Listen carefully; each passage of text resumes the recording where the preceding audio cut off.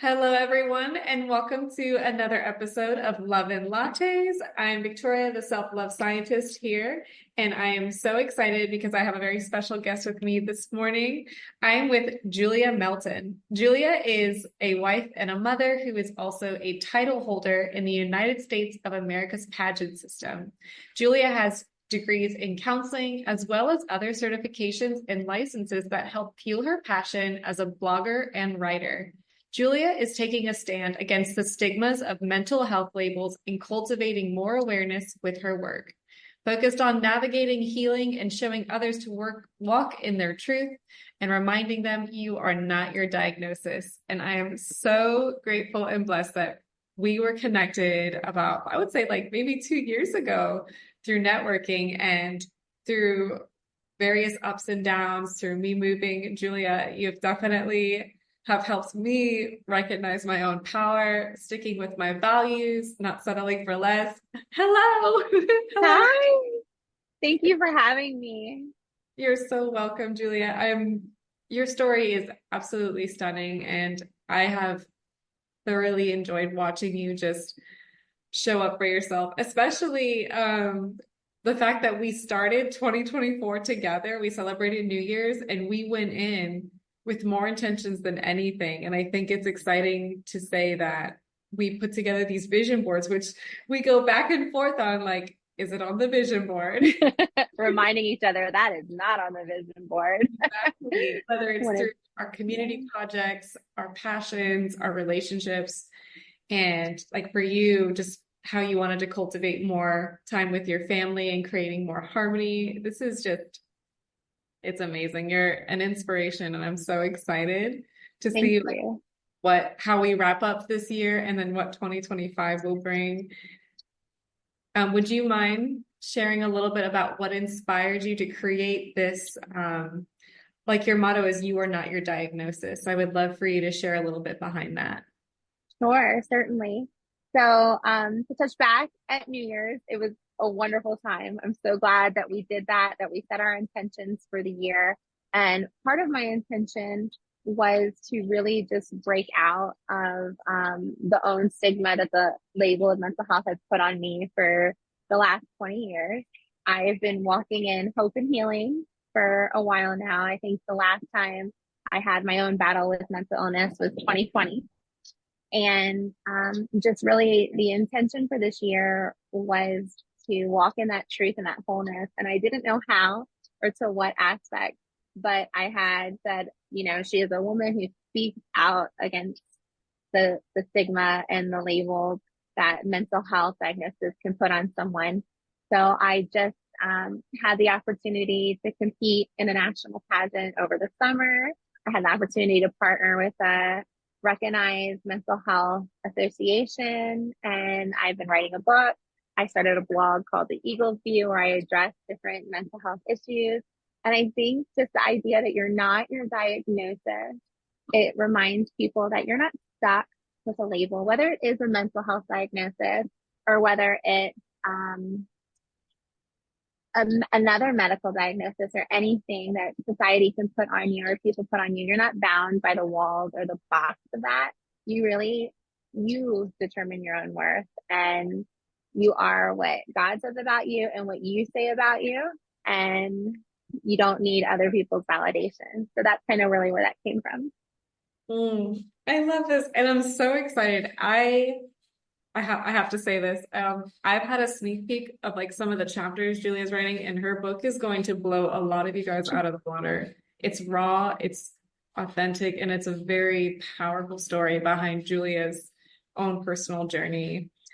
I want to kind of go back to what you said earlier. You said that, it's like when it comes to you are not your own diagnosis. And aside from whether it's a mental health diagnosis, a medical diagnosis, or even just like a narrative that we play based on a label that society gives us, I feel like personally, like when I went through my divorce, I felt like I was in essence like a failure almost because I was choosing myself for the first time to move forward and launch a business and learn how to love myself and really start building a new lifestyle to cultivate and attract my future partner. And I feel like a lot of folks out there are feeling this almost like this label for making choices. I would love to know your thoughts on that. So I haven't been through a divorce. I can't speak to that, but I went through leaving an engagement in my 20s. So here I am, 27, the time when everyone's getting married and having babies. And I think I was very much in love with the idea of a wedding, but wasn't really wrapping my head around the idea of what marriage could look like. So this guy and I had been together for a long time. He was a great guy, you know, he set the bar. But I started seeing glimpses of what the future would hold, and I really felt like I would be settling. Mhm. So it took a lot of courage and ability to walk away from a relationship that up to that point really defined, I let it define me.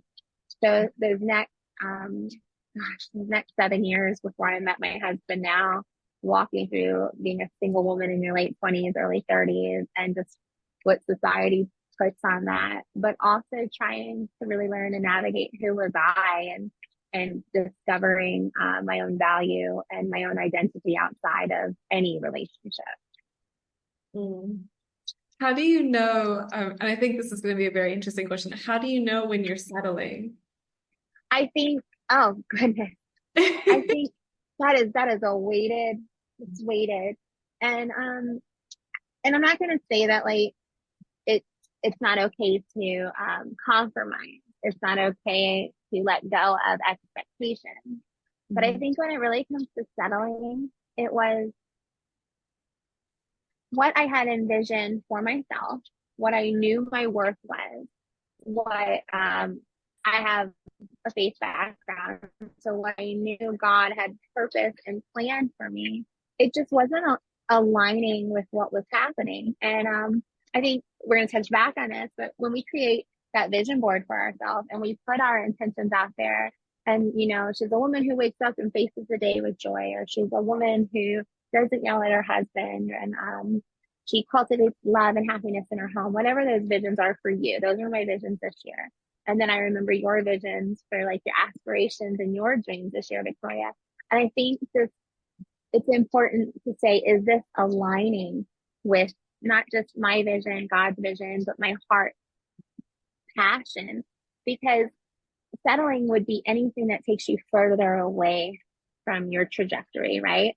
It Mhm. would be something that compromises.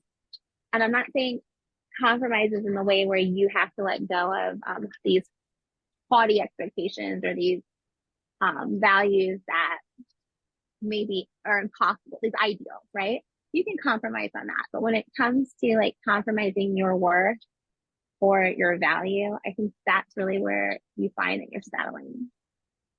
If Yeah. that makes sense. Yeah. No, it does. It reminds me of, I think, a really good example of settling is when like something comes up and it's like a distraction, right? Mm-hmm. Like I think there was a time where I called you. I was like, "Hey, there's this opportunity. What should I do?" And you're like, "Is it on the vision board? Is this like, does this light you up in the ways like everything else is?" And I remember I almost went there. And that Well, was, it's like yeah, does that get you closer to the woman you are cultivating and becoming? Or like you said, does it distract you? That's the perfect world. Is it distracting you? Is it a time filler? Is it just, you know, so I think of this in aspects of relationships when you're settling, like, is this someone you're passing time with, or is this someone you can see creating opportunity within time with? If mm, that makes sense. Does that resonate? Yeah. So yes, it's like you don't want just you don't want a space filler. Like you have these goals, you have these dreams, you have these visions, but if you're just doing something to occupy your time, it's not it could be in essence settling. And not every opportunity is your opportunity. Just because it's good and it's packaged with a bow and it's easy to walk into, it doesn't mean you have to walk into yes. Just because it's presenting itself does not mean you have to say yes. it. Right. Yeah. Just like in like you said with relationships, like even though he's saying the things or he's showing characteristics that I'm looking for, there's always going to be like that internal feeling where it's like, this doesn't feel well for me. And I feel like there was a time where I was talking with you and I was explaining like the situation. I was like, yeah, he's doing all these things, but it's just, there's something that's kind of pulling me away. And you reminded me that there are, men out there who are going to have examples of what I want, but he's not that guy. He is not a Mm-hmm. man for me. He's a man and he'll be right for someone else, but he's not the right man for me. Well, and I think a lot of times when it comes to relationships, sometimes we see potential and that's what we're clinging on to, and then we're not really looking at the actual moment of what that person is offering and what they're giving us.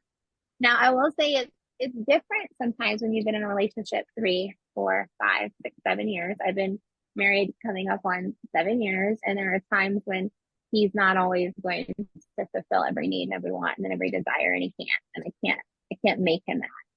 But I think in those early stages of a relationship, you really want someone not just who's checking the boxes, but that maybe created new boxes you didn't consider, or even just that, like you said, it's lighting you up in a way, whether it's a relationship or a job opportunity, or just how is it aligning with what you envision. And then, yes, you can adapt as time goes on and you can make compromises and work, but there's a difference between choices and want. And I think I can't speak for you in your relationships or why you've made the decisions you make, but I know for me that just to round that back up into settling, I don't want to give up on what my heart has been dreaming for, right? Yeah. That's beautiful. I love it. So you are coming up on 7 years of marriage? Yeah, it'll be 7 years. Oh God. Yeah, I had to do the math. I was counting on my fingers. I was like, I met him, and this year we got married in 2018. Yeah, it'll be 7 years this January. Oh, That's crazy. I don't think I've ever done anything for 7 years. that's beautiful. How did you Yeah. know that your husband, like this was the man you were like, absolutely? I didn't. I'm going to be honest. So, I think every man was the one. Every time I've dated someone, I think as women, we do this to ourselves. We're like, oh, he's the one. I could make it work. Um, and, I think we've all tried to make not the ones the one. But the difference is that he told me he didn't, he, without a shadow of a doubt, I knew where I stood with him. There was never any guessing, never any doubt that he adored me and wanted to make things work with me. And he told me I was the one. So I didn't have to keep guessing. Is he the one? Is he the one? He told me, no, I think he's like, I know you are the one. So I just, and I'm not saying it's going to be that way for everyone, but for me, for someone who pursued and was always like, I can't remember a time I didn't go out, my eyes weren't peeled and open. Just that whole new sense of like, when I'd go out, I'm just settled in me. There's this full acceptance of who I am, what I'm doing. And, it's easy to be vulnerable. It's not this pursuit on my behalf. I was pursued, and that was the difference. Mm. Oh, I love this. Almost teared up. Oh my God. It's so beautiful. Yeah. I And feel, go ahead.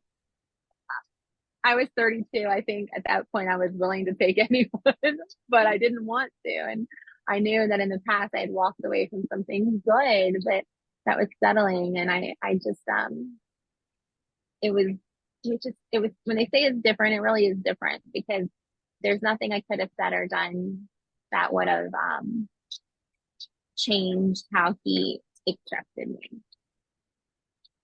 yeah.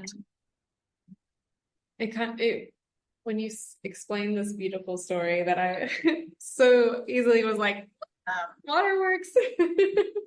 The hopeful romantic in me, his heart is beating. What I love about what you just shared though is the fact that and it kind of goes back to what you said earlier, like we, especially for women, we're kind of programmed in a way where we have this idea of like, oh, I'm in my upper 20s and I'm now entering my 30s and I should be married with kids, or I should have this like jet-setted career or something like that. And I find that when we have these experiences, such as you breaking off the engagement and then me leaving a relationship and moving and recognizing that what we choose to do for ourselves in these moments and building up this new lifestyle are very important.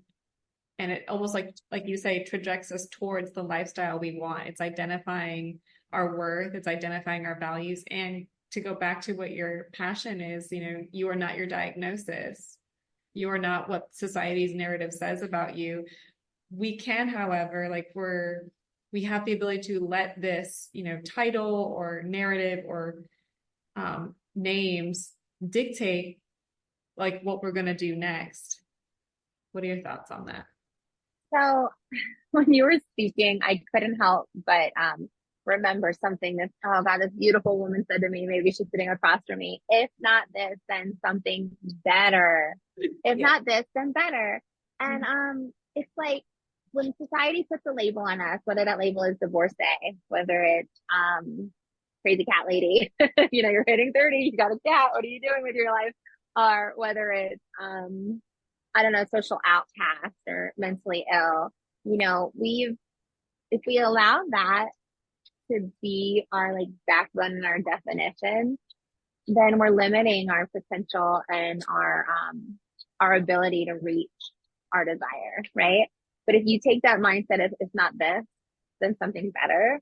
Like when it comes to disappointment, you're not blaming a label, you're not blaming what society has put on you. You're saying, wait a minute, this wasn't for me, but there is something out there that is, and it's better. So that's what that made me think of. Oh, yes. We were always dropping gold nuggets. Julia, you're one of my like closest, like absolute soul sisters. Like you and your family have shown me exactly like what is, potential in terms of like relationships and lifestyles. And I'm very grateful for it. I just had to say that came up for me immediately. Well, I just want to point out something to your followers and your listeners. One of the reasons I have become such tight knit, close friends is there is, and I say this about you all the time, there's this ability to talk to you, whether or not we agree on a topic or whether or not we have a different worldview about a topic. There's this nature of like, you listen, you hear, you validate, and you accept, and you don't try to change. You don't try to pursue the other person's opinion to align with yours. You're really interested in learning and appreciating and valuing the other person. And I think that can like resonate with all of us because we all want to feel appreciated and accepted. And if we can treat other people like that, the way that you have treated me in this friendship, we'll get the better benefit out of our relationship, out of our job opportunities. And then what's meant to be ours comes into our direction, not because we're pushing it and trying to force the hand, but that we're living with the open hand. And I just really appreciate that you've taught me that, how to live open-handed and how to value and appreciate. Yeah. Thank you. And if you ever was looking at the video, Julia definitely looks like a very like a very important woman right now. Oh, you're stunning. I agree. I find that even I would say recently more than ever, I think it's important for people to recognize that, love does come in different forms, more than just your intimate relationships, but like all your friendships. Like for me, you have definitely shown me that love is holding space for one another when we're having these conversations, or, reaching out like, hey, can I call you, or can I call you later? It's like the other day you FaceTimed me because you're like, look at this sunrise. I know you're going to love this. And I was like, oh my gosh, beautiful. And I think it's one of those things where we tend to forget that there are people in our lives who truly love us and want the best for us, regardless of, as you say, like just, we may not have we may not be gung-ho for the same thing. However, we do see the potential and the passion from one another, and we strive for each other's success. This is where we have that collaborate, connect versus compete and anything else that might be, away, like directed away. So I think it's from an abundant mindset, the mindset that there is more than enough for everyone to go about. And you succeeding and you having does not take away from my opportunity to succeed and have. And I really had to learn about relationships these last couple years and learn what when a relationship is time for it to end. And that's, I think it's harder when that comes to your friendships and your personal relationships. I know for me that can hurt worse than any breakup I've ever been through is having to have a boundary with a person you can't no longer be friends with, but also wanting to give to your friendship in a way where everyone's blossoming and you want the best for each other. And if you are having a circle where you're feeling limited or caged or judged, then maybe you just need to change your circle. Maybe you don't have depression. Maybe you're just surrounded by a bunch of a-holes, for lack of a better word, right? I think that's a quote I heard somewhere. But I think it just, yeah, that acceptance piece, the encouragement piece. There's like two phrases. One I heard recently where it's like, if you don't like the culture you live in, change it. Mm-hmm. And then the other one is, and I think we've talked about it before, but when you really think about 3 to 5 people that you interact with more than anything, like your close-knit circle, if you really think about it, and for everyone listening, think about the people you interact with probably on a daily basis, or if not like a couple days a week. What you're surrounding yourself with will become like almost like the mindset. You kind of pick up on this energy. So when you are having conversations or when you're meeting in person, are you walking away feeling fulfilled? Or are you walking away feeling exhausted? And I feel like you and I have both, like, we've had our own interactions. Like for when we're together, we always feel uplifted and I feel nurtured and everything. And then we've both been in situations where we've attended something or just talked to someone. We're like, why do I feel like my energy has just been zapped? Even though I see that they're a kind person. However, there might be habits or energies, attitudes that I cannot resonate with. So I have to learn how to walk away, as you said, and know that this may not be the relationship or person I interact with often. Right. And you were saying like I don't know where the study came from, but psychology does speak that you only have the capacity to really be close with the 4 people, really. And if you think about those 4 closest relationships and you have like those friends you're going to sneak in the pantry and have late night snack with and talk to and really like share your secrets with, then you might have those friends you'll have a conversation and a dinner with, but then you have those acquaintances you're going to keep kind of on the peripheral where like if you go to a party you'll mingle but they're not coming over to your house afterwards. And when it comes to that, like what energy you're putting out, you can't give the same energy to those people you're going to like hang out with in the inner circle that you would give to your furthest circle. I mean, it would drain and it could deplete you and make you exhausted. And really, that outer circle doesn't have the capacity to give to you what you really need to be fulfilled. So if you start looking at time as a resource and something you can really value, it's like, how are you spending your time and how are you spending your energy and with who? And those 4 closest people you spend your time with are reflections of your personality. But then as much as we are our company we keep, we also become the lowest common denominator. They do say that one negative person in a group of 4 people can bring the whole group down to a different level. So I think it's more than just attitude and wants and desires. That I think Maxwell coined the term the law of the lid. Like you're here and you're stuck in this environment and you want to level up. So if you're gonna level up, you gotta level up your friendships, you gotta level up where you're going, what you're doing. So your lid becomes your next floor, to say.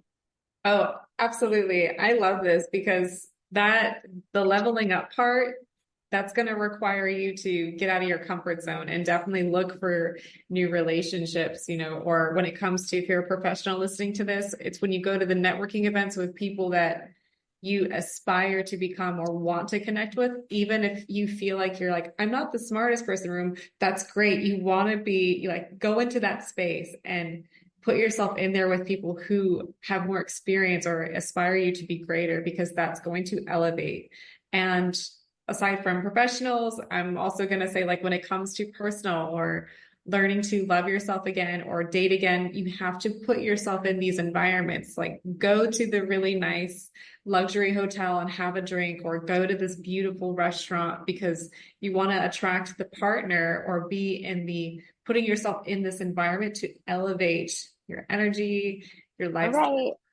Go to the exclusive gym that you maybe have to pay a little extra to join, because you know that those people really are putting time and effort into themselves and making that a priority. Or if you love to run, like, don't give up running, find a running club or do something. You're going to meet people where you're thriving as your best self, and where you're your most authentic. You're going to attract the most authentic friendships and relationships and opportunities.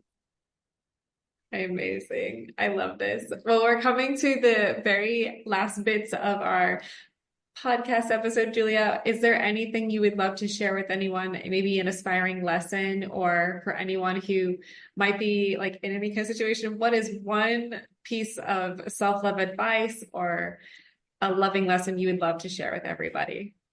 So, just to kind of round this conversation out, I touched on authenticity. I touched on, setting a vision for yourself, reminding yourself not to be stigmatized by a label, and just kind of like not settling. So in order to live in that lane and with that energetic posture, I really think it's important to figure out, what you believe, and to really articulate that in a way that when you talk to others, you're even believing what you are saying. So if you're not grounded and secure in your worth and who you are and your vision for yourself, that's where I would start. I would start with exploring what are your values, what resonates as truth for you, and learning how to advocate for yourself, but also just allowing yourself to be that version of yourself. Because if you have to fake it around people, if you have to fake it at work, you have to fake it in a relationship and be something other than yourself, you're really going to have to continue that lie, and it's just going to spiral you down further and further. So I guess just finding your truth and living your truth would be my advice. Yes, I love that. Ask yourself if it's on the vision board. Is that on the vision board? I love this. Do you have before I close you out, like I know, like, I'm just so excited and very grateful for your time. What was your word for this year? Elevate. Elevate. Ah, yes. And I've kind of like broken it down into 4 seasons, and now we're going into this last season, right? So I started with the word elevate. So I started, that's like my big word for the year. So I'm like, okay, climbing that first, quarter of the year. And then it comes into like flying that next time of the year. Like, you're doing all the work, you're pumping your wings still. And then like you're starting to soar above, right? And now you're just ascended, and you've caught the wind, and you've been taken in like a quantum leap like force forward. So really just like that elevating idea of you were here, but you've just launched higher. Oh, love that. And as corny as that sounds, that was my word this year. We're here for it. We are here for the corny. And then for anyone like following Julia or like checking out her blog, I'm gonna have all this information in the additional show notes. What's next for you in terms of this new passion, this book? So I've taken a pause from the blog. I think the last thing I posted was middle of July. I've Mhm. been writing. I am starting the editing and writing phases. I'm really hoping to publish by the holidays. That's my goal. But sometimes if not this, then something better, right? Yes. So I'm working on that, and I've got some exciting announcements coming up in the future. So if you follow along, I'll be competing in another pageant next year. And I'm just excited to continue my partnerships with mental health platforms and really just bring awareness to different issues. So, Beautiful. Thank you so much for sharing this with me today, Julia. I absolutely love and adore you. And I'm so excited for people to tune in and pull away these empowering nuggets when it comes to these relationships and just navigating life. yeah. Well, Thank I you. look forward to much more lattes and discussions of love with you in the future. And thank you so much for having me on your podcast today. Thank you.